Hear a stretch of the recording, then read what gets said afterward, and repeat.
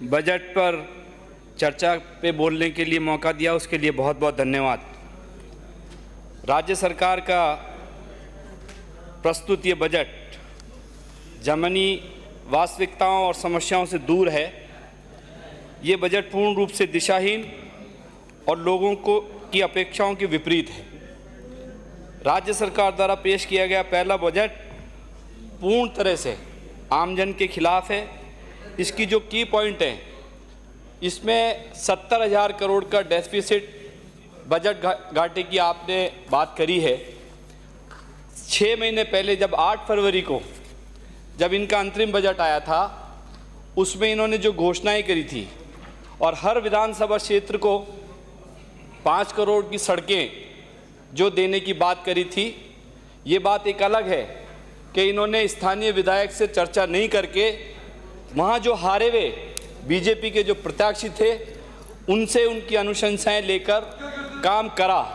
लेकिन मैं आज तक बताना चाहता हूं कि आज तक किसी भी विधानसभा क्षेत्र में उनके टेंडर नहीं हुए हैं।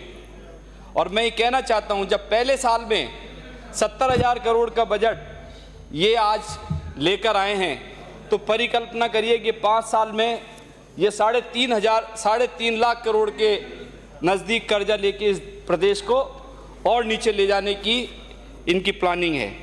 क्योंकि ये डबल इंजन की सरकार है, इन्होंने बजट में एमएसपी की बात नहीं करी। इनका भी धर्रा वही है जिस तरीके से नरेंद्र मोदी जी ने 750 किसान की मृत्यु होने के बाद भी आज तक बजट पे बात नहीं करते हैं।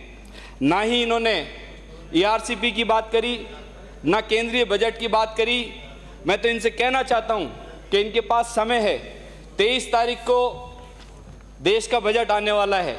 ये सारे के सारे लोग जाएं, दिल्ली जाएं और बात करें प्रधानमंत्री जी जिन्होंने ये वादा करा था कि ईआरसीपी लेकर आएंगे। ये लेके आए थे हमारी सरकार, अशोक गहलोत जी की सरकार लेके आई थी, जिसमें 9,500 करोड़ के टेंडर हो चुके और काम शुरू हो चुका था। अब इनका दायित्व बनता है कि ये ईआरसीपी को राष्ट्रीय योजनाएं में शुरू लेकर आएँ। महलों और मंदिरों और हवेलियों का ये बजट, जिसमें जयपुर के लिए 100 करोड़ रुपए की इन्होंने प्लानिंग की बात करी। मैं कहना चाहता हूं कि पिछले 17-18 के बजट में जयपुर के परकोटे को रिपेयर करने के लिए 18 करोड़ रुपए दिए थे और आज तक उस 18 करोड़ का कोई काम नहीं हुआ और जयपुर का परकोटा ऐसे कैसे ही पड़ा हुआ है। माननीय सभापति जी, मैं कहना चाहता हूं कि बजट में प्रत्येक विधानसभा में 20-20 हैंडपंप और 10-10 ट्यूबवेल की इन्होंने बात करी है।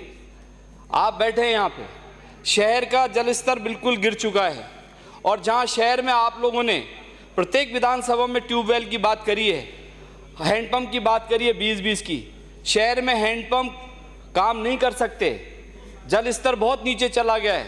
उसकी जगह प्रत्येक विधानसभा जो शहर में विधानसभाएं हैं उनमें उनको ट्यूबवेल में कन्वर्ट करें, ताकि हैंडपंप नहीं होकर ट्यूबवेल उन विधानसभा क्षेत्रों में मिले जहां का जल स्तर नीचे चला गया है। साथ ही इस बजट में वाटर हार्वेस्टिंग को लेकर कोई प्लानिंग नहीं है। ये बात आप देख लीजिए, पूरे बजट में कहीं भी पानी बचाने की आपने बात नहीं करी है। जयपुर में पानी की किल्लत है।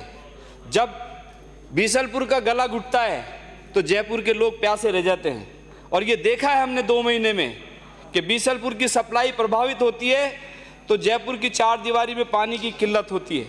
मैं कहना चाहता हूं कि जितने भी हैंडपंप जो खराब हो गए, डिस्कार्ड हो गए, आप बैठे हैं, संसदीय मंत्री जी, आपके कैबिनेट के लोग भी नहीं हैं, अधिकारी भी नहीं हैं, लेकिन मेरा आपसे आग्रह है कि आप हार्वेस्टिंग पे ध्यान दें। जितने भी ट्यूबवेल खराब हैं उनको हार्वेस्टिंग में कन्वर्ट करा दें शहर के। वाटर आपने साथ ही सॉलिड वेस्ट मैनेजमेंट की बात करी। जयपुर में ग्रेटर और हेरिटेज में तकरीबन 2000 टन कचरा रोज वेस्ट में बदल रहा है और लिगेसी वेस्ट जिसका अंबार लग चुका, 20 लाख टन से ज़्यादा जयपुर में कचरा पड़ा हुआ है।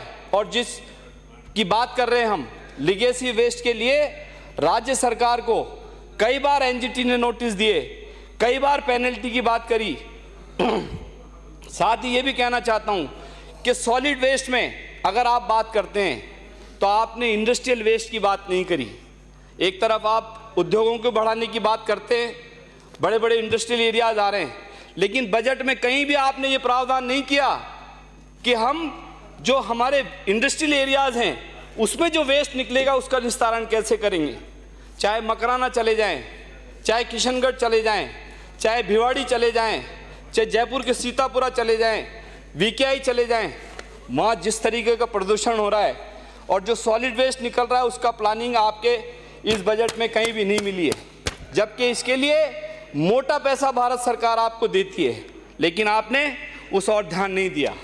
जयपुर में आप बात करते हैं कि 50 क्लस्टर बनाएंगे, 3 वर्षों में प्लानिंग करके 150 करोड़ रुपए हैंडीक्राफ्ट के लिए खर्च करेंगे, हैंडलूम हैंडीक्राफ्ट की बात करेंगे। जयपुर में एक जल महल के सामने हाट बाजार बन के तैयार है, 2017 में बनाया था वसुंधरा जी के टाइम पर। मैं आपसे आग्रह करना चाहता हूं कि जयपुर नहीं पूरे राजस्थान के जितने भी हस्तशिल्प हैं उनको लाके वहाँ बैठाइए, वहाँ उनका प्रमोशन करिए, उनकी प्रदर्शनी लगातार चलती रहे, क्योंकि जो एरिया है जिसमें ये राजस्थान हाट बाजार बना है उसके अंदर डेली 10 से 20 हज़ार टूरिस्ट आता है। इससे आपके एक्सपोर्ट प्रमोशन को बल मिलेगा। जयपुर में वॉल सिटी को लेकर आपने एक घोषणा करी है कि Jaipur wall city heritage development plan बनाकर करीब 100 करोड़ खर्च करे जाएंगे।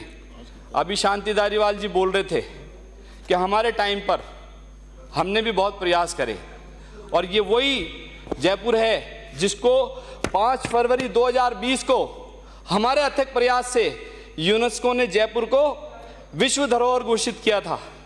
क्या 100 करोड़ रुपए से उस धरोहर को बचा पाएंगे आप? मैं बिल्कुल नहीं समझता। और ये बजट आपको पता है कि 100 करोड़ का बजट, मुझे डर है इस बात का कि इस सरकार में बैठे लोग कहीं इस बजट को महलों में और मंदिरों में और अपने किलों को सजाड़ने में नहीं व्यर्थ कर दें। इसकी मुझे आशंका है।